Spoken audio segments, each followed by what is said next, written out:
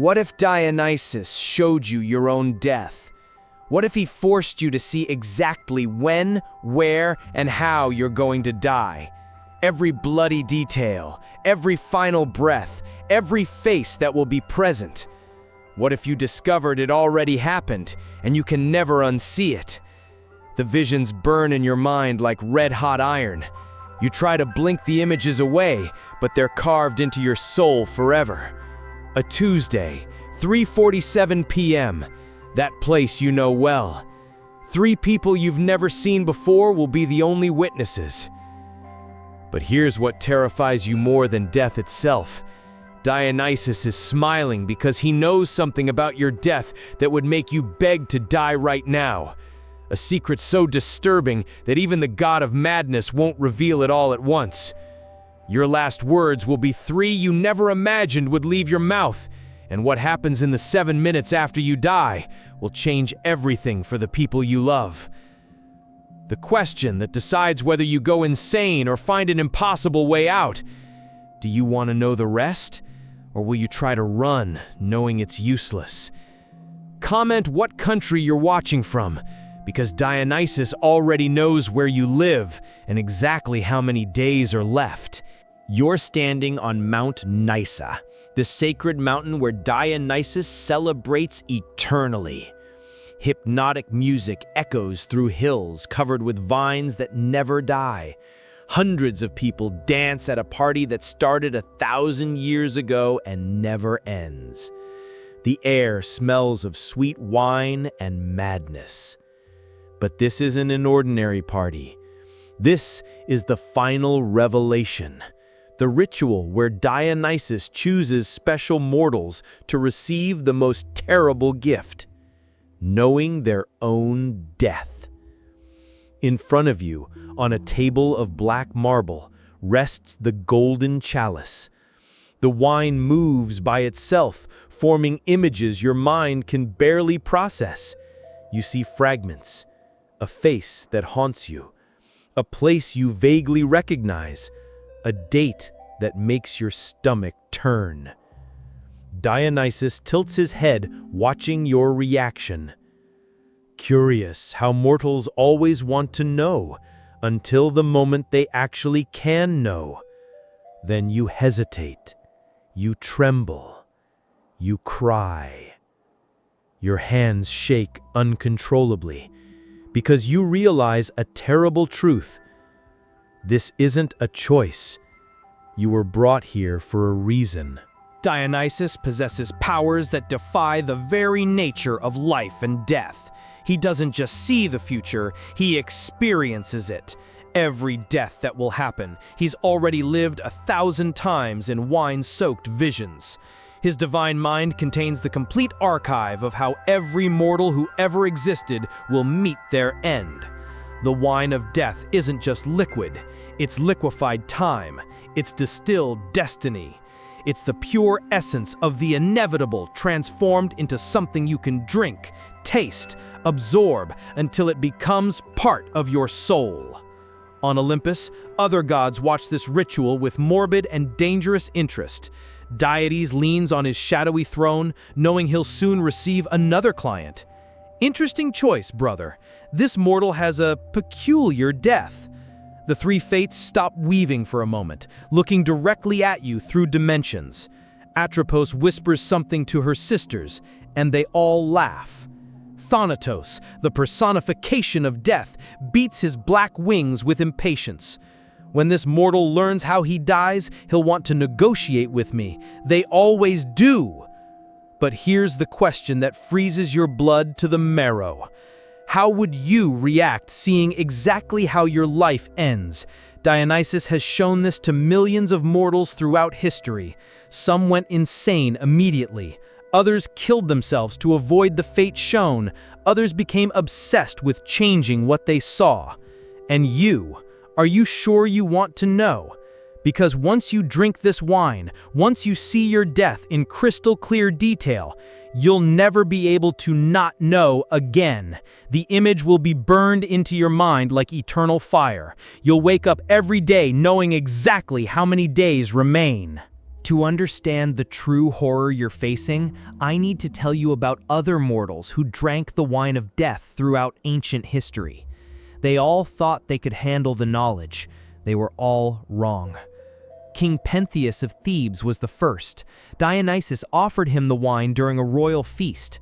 Pentheus saw his own death, torn apart by his own mother's hands, Agave, during a Bacchic frenzy. He laughed, thinking it was impossible. "My mother loves me," he said. 2 weeks later, Agave brought her own son's head, thinking it was that of a wild lion. Icarus drank the wine in a tavern in Crete. He saw himself falling from the sky with melting wings. He became obsessed, spent years avoiding anything related to flight. But destiny is inevitable. When he finally had to fly with his father to escape the labyrinth, he already knew every second of the fall that would kill him. Cassandra of Troy was different. She already had the gift of prophecy, but drank the wine to see her own death. What she saw made her scream for 3 straight days. She saw herself being killed by Clytemnestra, Agamemnon's wife, in a royal bloodbath. The horror wasn't dying, but knowing no one would believe her warnings until it was too late. Orpheus, the divine musician, drank the wine after losing Eurydice. He saw the Bacchantes tearing him apart in an orgy of violence. But the most terrible detail was that he saw his own head singing even after being separated from his body. This knowledge haunted him until the exact moment it became reality. Here's the terrifying pattern you need to understand. Dionysus doesn't offer the wine of death randomly. He chooses people whose deaths will be particularly ironic, cruel, or educational. He's a cosmic teacher of human futility. That's exactly why he chose you today. Your death isn't common. It's not natural. It's not peaceful. There's something about how you're going to die that even other gods find fascinating. A mystery that will unfold in a way that no one, not even you, expects. And Dionysus wants you to know every detail before it happens. The confrontation with your own mortality invades your consciousness like an existential storm. You try to resist, but the visions begin to leak from the wine, even without you drinking it yet. Fragments of your death float in the air like ghostly holograms. You see your older hands, your more tired face, people crying around you. It's an epic battle between natural human curiosity and primitive terror of death. On one side, your rational mind argues, if I know, I can change it, I can avoid it, I can prepare. You build castles of hope in the air, elaborate plans of how you'll alter your destiny once you know it. On the other side, something deeper in your soul screams warnings. Some knowledge destroys those who possess it. Some truths are poisons that kill the soul before killing the body. Dionysus watches this internal war with divine amusement. Mortals always do this, he comments, playing with grapes that transform into tiny skulls. Build logical arguments to justify morbid curiosity, as if logic were stronger than destiny. The visions intensify. You see the place where you'll die. You recognize it. You've been there before. This makes everything worse because now you know it's not coincidence. Every step of your life has led you to that moment, that place, that final circumstance. Your psychological defenses begin to shatter like wet paper. Denial turns to bargaining. What if I moved cities? What if I never left home again? What if I killed myself before this happens? Dionysus laughs, not cruelly, but with that infinite sadness of someone who's seen this conversation millions of times. You still don't understand, mortal. I don't show possibilities, I show inevitabilities. The final question that decides everything echoes through your shattered soul.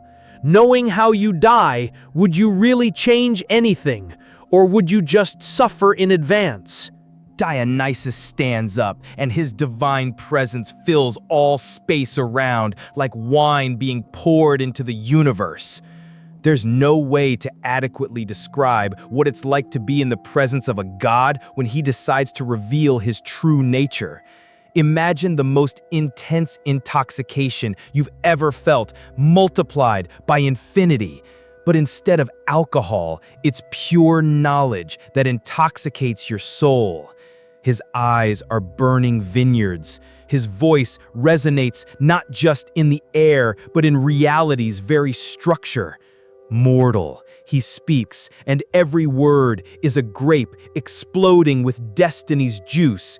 Your death is artistically interesting. The power of absolute prophecy meets total human vulnerability in a collision that tears the fabric of existence. Dionysus raises his hands, and your death materializes in the air like a three-dimensional theatrical piece. These aren't just images, they're sensations, pain, emotions, the entire spectrum of final human experience condensed into a vision impossible to ignore. You see every detail with terrifying clarity. The exact time, a Tuesday, 3:47 p.m. The location, that coffee shop you visit every week. The cause, it's not what you imagine. It's not disease. It's not an accident. It's something completely unexpected that makes you question everything about coincidence and destiny. The people present, you recognize every face. Your mother isn't there. She'll have died 2 years earlier. Your best friend will be traveling. But there are 3 strangers who, for some cosmic reason, will witness your last breath. Your final words, you hear them coming from your own mouth in the future. They're 3 words you never imagined you'd say, words that completely change your perspective on who you are. What happens after? Your body lies alone for exactly 7 minutes before anyone notices. In these 7 minutes, something extraordinary happens that Dionysus doesn't show you yet, but you sense it's important. Who cries? Fewer people than you expect, but for deeper reasons than you imagine. Who doesn't cry? The person you love most will do something surprising instead of crying. Something that honors your memory in a way you never asked for, but always wanted. The existential weight is crushing. You want to run, but your legs don't work. Want to scream, but your voice disappeared. Want to die now to avoid future death, but even that is beyond your control. Dionysus leans forward, his eyes piercing your soul. Now you know. The question is, what will you do with this knowledge for the next, let me calculate, 17 years, 4 months, and 9 days? The party stops completely, like a film cut in the middle of a scene. Cosmic silence. Even the leaves stop swaying, the grapes stop growing. Time itself seems to hesitate, as if the universe needed a moment to process the weight of what was just revealed. Dionysus contemplates the impact of the knowledge he just implanted in your mind. He's done this for millennia, but each human reaction still fascinates him in different ways. You feel something changing inside you. It's not just the knowledge of your death, it's the fundamental transformation of who you are. When you know exactly when and how you'll die, every moment of life gains a different intensity. But then, something unexpected happens in the realm of the gods. Thanatos appears beside Dionysus, like a shadow taking form, his black wings blocking the stars. "Interesting choice of mortal, brother," he whispers, but his eyes are fixed on you with a strange expression. "There's something about this creature's death that intrigues me." The 3 fates also materialize, breaking their own rules about not interfering directly. Clotho, the Destiny Weaver, looks at you with genuine curiosity. Your thread is peculiar. There are knots we cannot untie. you realize an even more terrifying truth. Your death isn't just yours, it's connected to something bigger, something even the gods themselves find mysterious. Dionysus didn't choose you just for entertainment. He chose you because your specific death will trigger events that even he can't completely predict. And this changes everything. Dionysus presents the final ultimatum that will decide not just your destiny, but your sanity. Now that you know, he speaks with the solemnity of someone signing cosmic contracts. You have 3 options. Each one will change you in irreversible ways. First option, live with complete knowledge. Carry this weight for 17 years, knowing each day that approaches the end. Some mortals become wise this way. Others slowly go insane. Second option, drink the wine of forgetting. It will erase not just the vision of your death, but also all memories of this conversation. You'll return home without knowing you were here, but something in your soul will remember. You'll have nightmares without understanding why. Third option, the most dangerous of all. Accept becoming Dionysus's servant until your death comes. You'll gain limited prophetic powers, be able to help other mortals, but never be completely human again.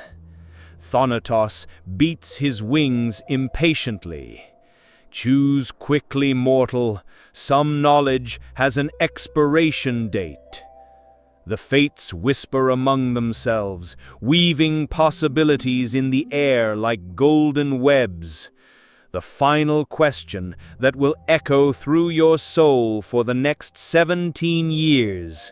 Would you rather live knowing and suffering, forget and become unconscious, or transcend humanity to serve divine purposes? Each choice has a price you'll only discover after it's too late to go back. Time is running out. The gods are waiting. Your destiny awaits an answer. You make your decision in a split second that stretches through eternity. Whatever your desperate choice, consequences begin immediately, like cosmic dominoes falling. Mount Nysa reacts. Vines will wither or flourish, depending on what you decided. The heavens themselves register your choice. Dionysus nods, respecting your decision. Wise or foolish, you have chosen. Now you'll live with the consequences. But while you process the implications of your choice, something terrible happens that no one predicted. The marble floor beneath your feet begins to crack, in patterns forming ancient symbols. It's not destruction, it's transformation. A portal opens, but it's not golden like normal Olympian portals. This one is black as the void between stars. Hades' voice echoes from the depths. If Dionysus showed when you die, I'll show where you go after, and I can guarantee it's not what you expect. You fall through dimensions as a final truth crystallizes in your fragmented mind. Knowing your death was just the first test in a journey that will take you to the very limits of existence itself. Your fall through the cosmos ends abruptly in a place that defies any description. You're in the fields of Asphodel, the neutral region of the underworld where most souls spend eternity. But something is wrong, terribly wrong. The souls around you look at you with impossible recognition, as if they were expecting you, as if they knew something about you that even you don't know. Hades emerges from the shadows like darkness itself taking majestic form. "Welcome to my realm, mortal, who knows his own death," he speaks, and his voice makes the very stones tremble. Dionysus showed when you die. I'll show something much more interesting. He gestures, and visions materialize in the somber air. I'll show why your soul is special, why your specific death interests all the gods, and why you're not as mortal as you think. The echo of the final revelation resonates through the infinite tunnels of the underworld. Seeing your death was just the appetizer of a truth that will change not just your life, but your understanding of what it means to be alive. If you want to discover the secret about your soul that even you don't know, if you want to understand why the gods have specific plans for you, if you want to know what really happens when special mortals die, subscribe to the channel and hit the notification bell, because the next chapter of this cosmic journey will reveal truths about life, death, and destiny that will change everything you believe about existence. And for the first time, you understand a final truth. Dionysus showing you your death was the easy part of this journey. The real mystery about who you truly are is just beginning to reveal itself.